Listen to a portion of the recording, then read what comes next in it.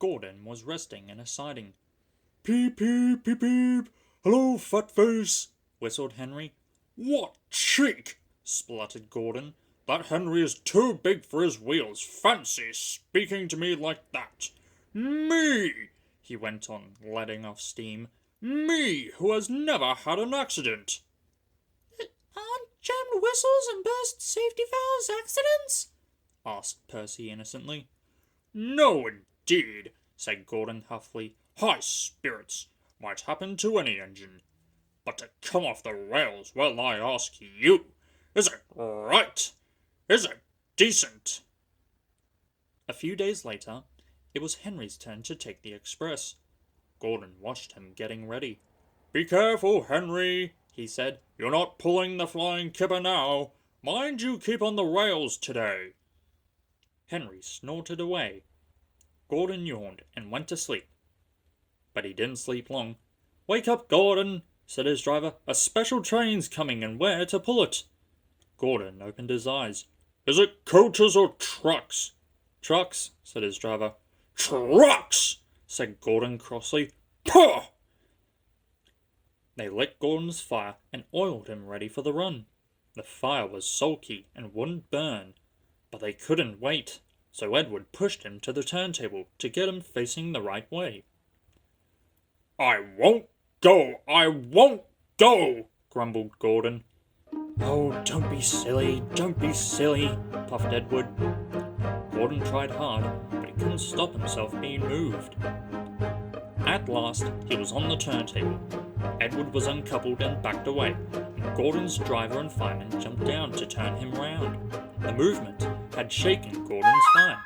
It was now burning nicely and making steam.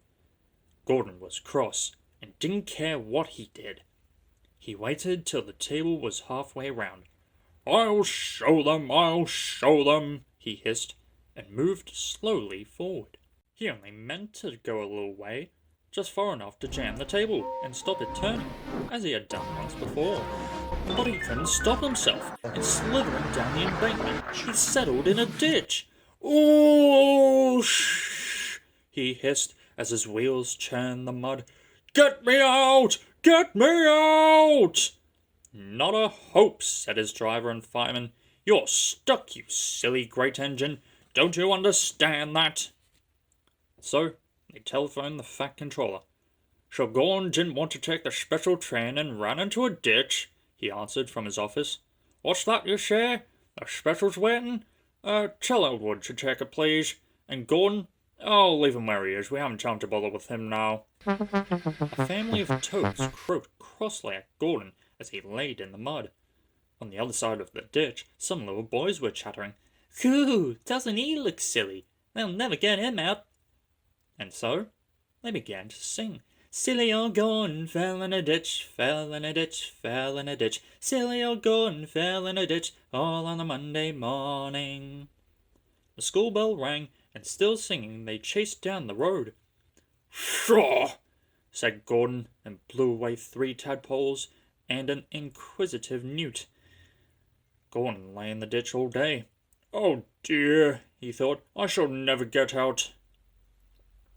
But that evening they brought floodlights. Then, with powerful jerks, they lifted Gordon and made a rope of sleepers under his wheels to keep him from the mud. Strong wire ropes were fastened to his back end. James and Henry, pulling hard, at last managed to bring him to the rails. Late that night, Gordon crawled home, a sadder and wiser